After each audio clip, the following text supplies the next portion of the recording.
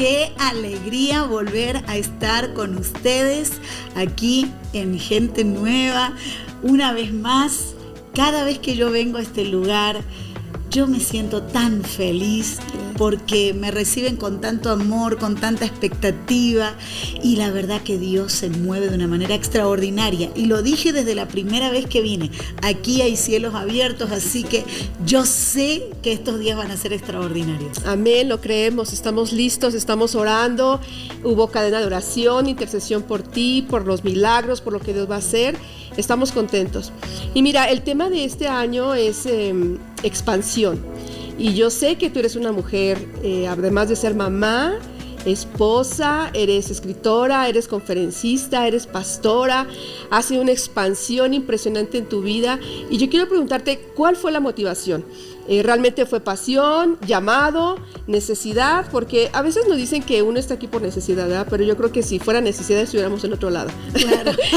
Pero bueno, quizá me adelanté, pero ¿qué te ha llevado a esta expansión? Bueno, recuerda que yo vengo de una familia apostólica profética tremenda.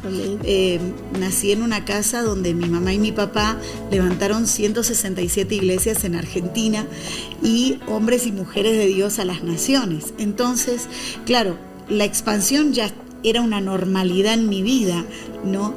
De hecho, cuando era muy pequeña, mi mamá me iba impulsando siempre para cosas grandes.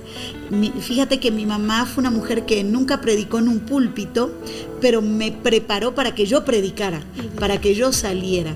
Una de las cosas que mi mamá me decía, mi papá predicaba en congresos, en campañas, mi papá llenó estadios en Italia, fue el primer evangelista en llenar un estadio en Italia y en Colombia, que hoy en Colombia es normal que se llenen los estadios, pero mi papá fue un pionero. Exacto. Entonces mi mamá me decía, sube cuando él esté ministrando para que nunca le temas a las multitudes, para que te acostumbres a las multitudes, porque tú vas a predicarle a las multitudes.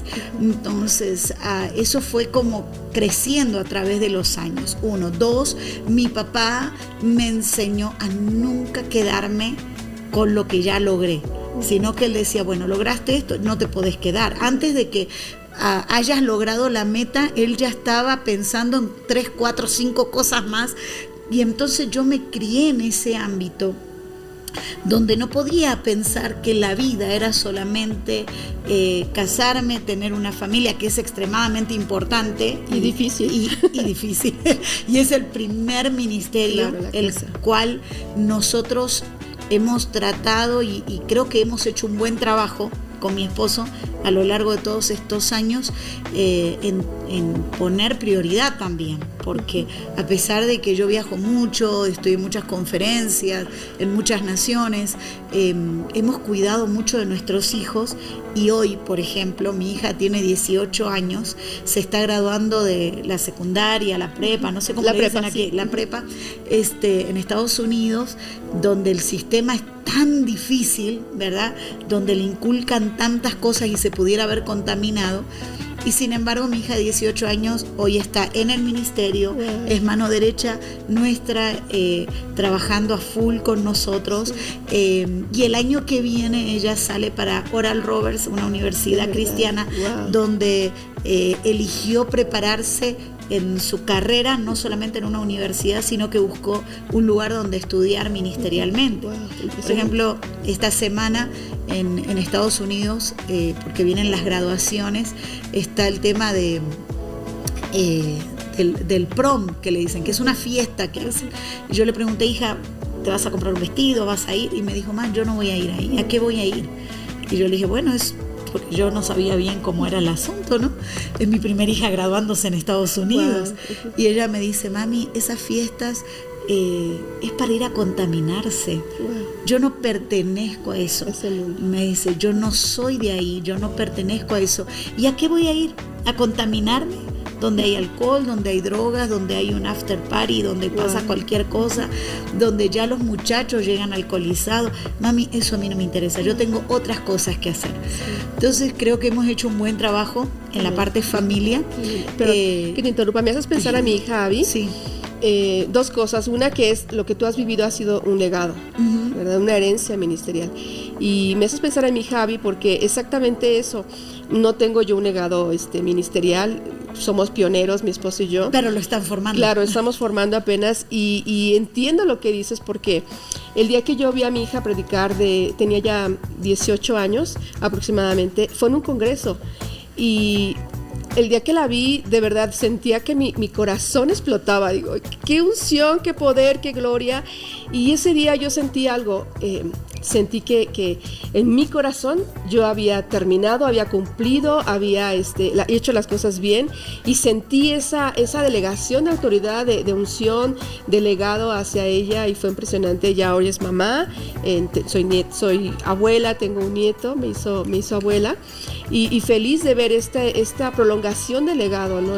Unir generaciones en el llamado, en el ministerio. Es impresionante pensarlo desde un comienzo y prepararlos, ¿no? Porque fíjate, Pastora Flor, que una de las cosas importantes es que tenemos que aprender a expandirnos también generacionalmente. Amén. Una de las cosas que voy a tratar en el Congreso es acerca de que Dios es un Dios generacional. Dios nunca piensa en una sola generación. Dios no piensa solamente en una persona. Dios piensa en generaciones. Y cuando hablamos de expandirnos, nosotros nos expandimos a través de nuestros hijos, a través de nuestros nietos, de nuestras siguientes generaciones. Entonces, creo que lo primero en expandir es nuestra casa. Sí. Me gusta Josué cuando dice, yo y mi casa. Cuando uno aprende gramática, te enseñan mi casa y yo, ¿verdad? Pero aquí Josué hace una declaración interesante. Él dice, primero yo, luego mi casa, porque todo comienza en uno, ¿verdad? Sí. Entonces, expansión en familia, expansión ministerial. ¿Por qué viene? Viene por la parte, sí, de herencia, pero también por una pasión y por un llamado, porque hay muchos que son hijos de alguien renombrado, pero no tomaron el legado, o no tienen la pasión, o no tienen el llamado de Dios.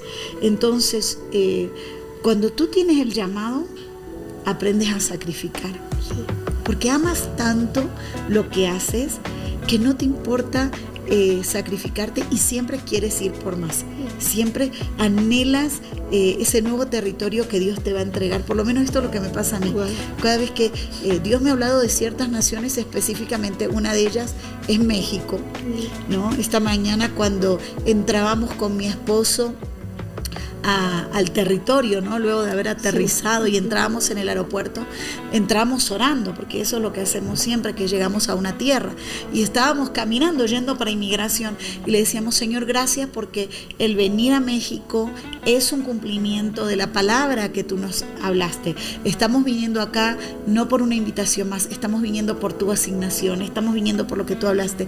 Entonces, cada vez que nosotros viajamos a un lugar y sabiendo que Dios nos habló y que estamos cumpliendo asignación, hay una pasión por dentro. Wow. Hay algo hay un motor por dentro, es un gozo, es una alegría. Y la otra pregunta que me hiciste, si es por necesidad.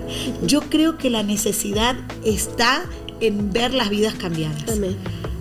Cuando uno ve la necesidad en la gente, cuando uno ve la necesidad en los territorios, lo que más anhelamos, los que tenemos un llamado de parte de Dios, y yo sé que es igual con ustedes, es ver vidas transformadas, es ver territorios transformados. Entonces, ¿qué nos motiva a expandirme? Por lo menos a mí, pasión, llamado, necesidad. Creo que la combinación de las tres cosas. Excelente. Y la expansión primero comienza en uno.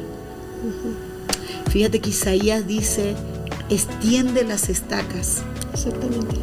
No seas escaso.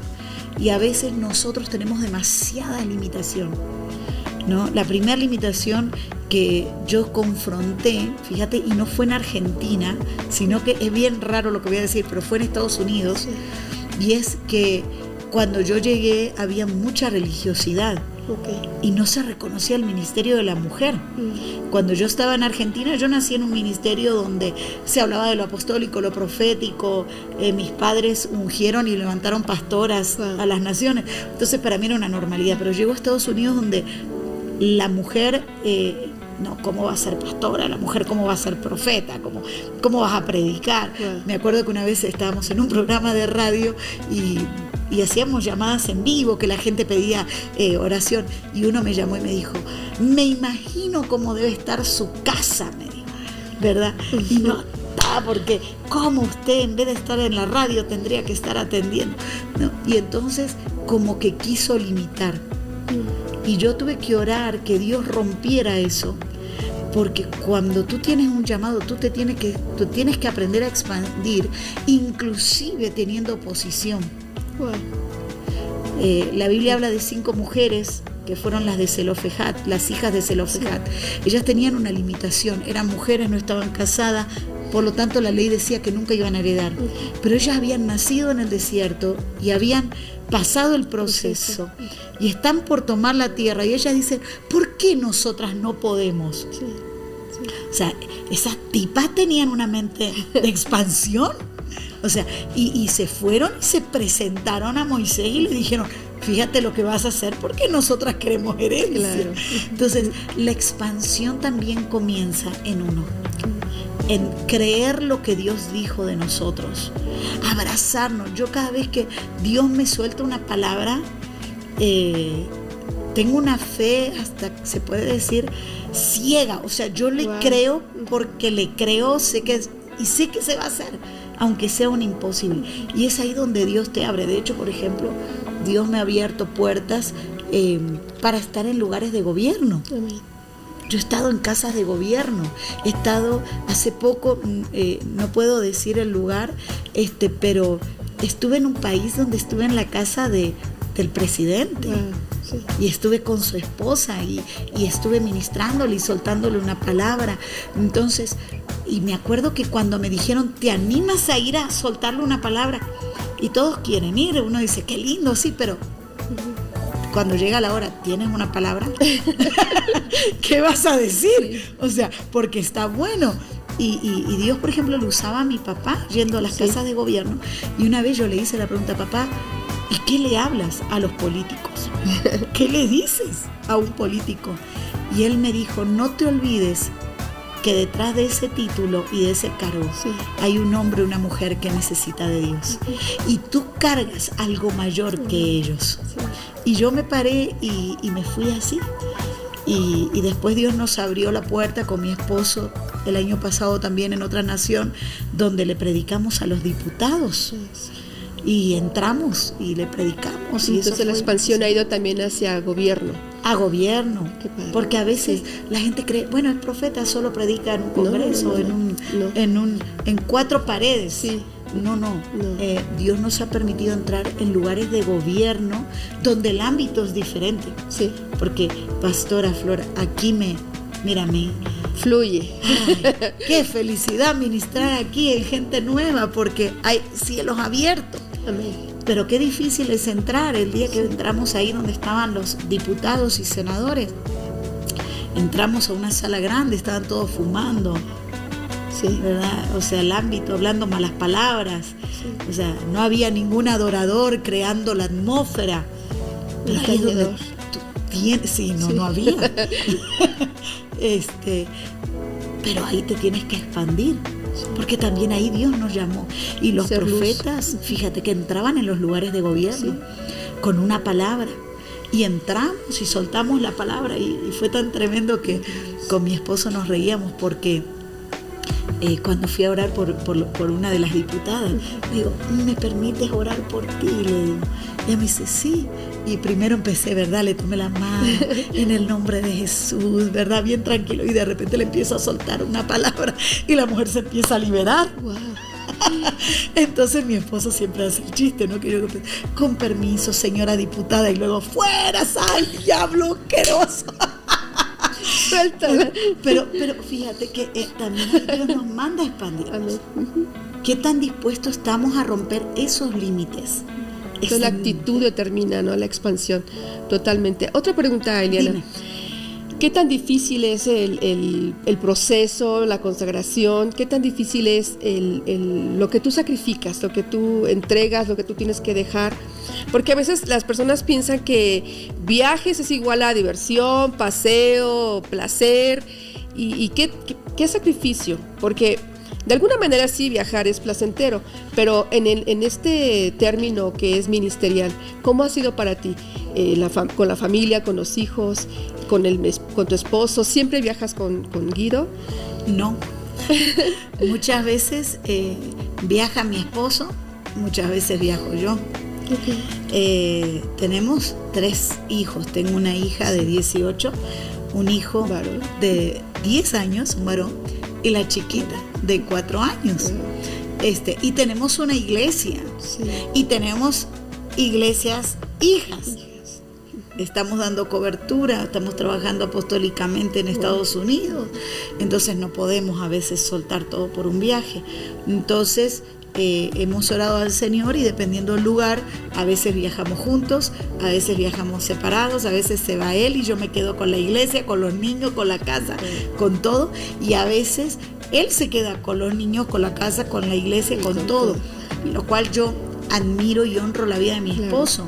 Porque no cualquier hombre está dispuesto a que su esposa haga algo así, pero cuando se entiende llamado y se entiende que somos equipo, podemos Hubo una trabajar. semana que salí, yo salí, él se quedó. Ajá. Ay, ¿qué tan difícil puede ser? Seguro, sí. Bueno, yo me fui y no, cuando regresé parece que mi casa la habían hecho. Pero a sanas y salvas las niñas, gracias a Dios. Y digo, amor, pero no lavaste, no planchaste, no trapeaste. Tenía que hacer todo eso. Luego, pues, ¿quién crees que lo hace? Bueno, ahí es donde hay que bajar las expectativas. Bueno, yo las tenía muy altas, entonces yo creo que bueno, por lo menos están vivas, están completas, está bien. Eso es lo que importa. El trabajo. Pero qué lindo que te apoyas de esa manera. Sí, trabajamos en equipo, somos equipo. Porque si uno de los dos gana, los dos ganamos. Y nuestros hijos ganan. Ahora, si hay sacrificio, claro que lo hay. Hay sacrificio de a veces no dormir, porque uno está viajando, llegando a la madrugada al aeropuerto, estás viajando en avión. Seamos realistas, los aviones no son cómodos. No, son helados. Entre otras cosas, ¿verdad? Horas de viaje, de cansancio, llegar para quizás a veces bañarte y ya cambiarte y subir al púlpito, ministrar, y al otro día otra vez, cambios de horarios, cambios de comida. El dejar a tus hijos. Sí. Dejar a tus hijos. Muchas veces qué difícil que es. A mí me ha costado. Sí. Me ha costado días que a veces son importantes, qué sé yo, hay una excursión con los nenes y vos querías ir, pero bueno, tenés justo ese congreso ese fin de semana. Uno trata de recompensarlo de alguna u otra manera, pero hay sacrificios. Hay cosas que parece que uno se lo pierde, ¿no? Pero a la vez uno está invirtiendo en el reino. Y si nosotros sabemos balancear, porque sí hubo una temporada donde a los pastores se les enseñó a poner a los hijos en el altar, pero bajar el cuchillo y matarlo. Wow. Cuando Dios a Abraham le dijo... Como no llegó el ángel. Sí, ¿verdad? Entonces, tampoco así. Hay que saber balancear. Y eso también trae sacrificio. Porque vos regresas cansado de un viaje. A veces la gente cree que un viaje es turismo. Y yo te soy sincera, yo hay países que he viajado y no conozco nada. Más que el hotel, el aeropuerto y la iglesia. Literal. Porque uno no tiene tiempo, solo va a lo que va y se regresa. Y cuando yo regreso, por ejemplo, tomo días o tiempos para salir con mis hijos, recompensar, poder tener ese tiempo con ellos. Pero hay mucho sacrificio. Hay sacrificio también de finanzas. También. Porque a veces la gente cree, no, hay sacrificio de finanzas. Hay sacrificio porque uno está a veces gastando dinero. Hay territorios donde uno invierte. Claro. territorios nuevos donde uno va a ir y va a invertir. Hay muchas cosas para hablar. Si hay sacrificio, claro. Es como decir, vamos a extender este lugar. Y va a haber sacrificio, va a haber paredes que vamos a tener que romper. Va a haber sudor, va a haber cansancio. Siempre la expansión trae sacrificio. Sí. Pero el beneficio es mayor.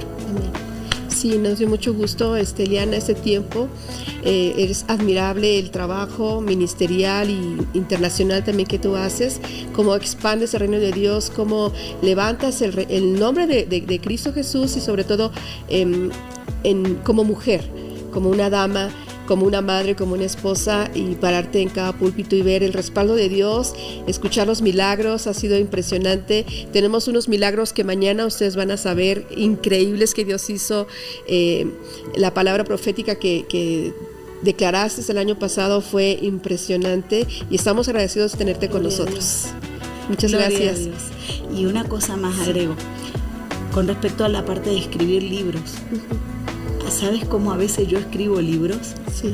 Yo a veces estoy escribiendo el libro y de repente mis hijos ya están por llegar de la escuela y literal, me pongo a cocinar y mientras está terminando de cocinar, estoy ahí con la laptop, sigo escribiendo y sigo ahí revolviendo la comida y otra vez hay mucho sacrificio, sin descuidar el llamado que es la familia. Y sí se puede. Y hoy antes de concluir, le hablo a cada mujer que está viendo, que no se limite creyendo que no se puede servir a Cristo porque son mamás, porque son esposas. Sí se puede. Sí se puede. Cuando hay un corazón dispuesto, siempre se puede. Yo hace algunos años apenas terminé una carrera profesional y claro que se puede, y yo entiendo las etapas, pero es importante que puedas poner en tu corazón esa capacidad de expandirte, de extenderte, de crecer, de ampliarte, de no ser escasa, de ensanchar tu sitio, tu corazón, tu mente, tu vida, tu familia, y que puedas ver la mano de Dios de una forma poderosa. Les bendecimos y muchas gracias.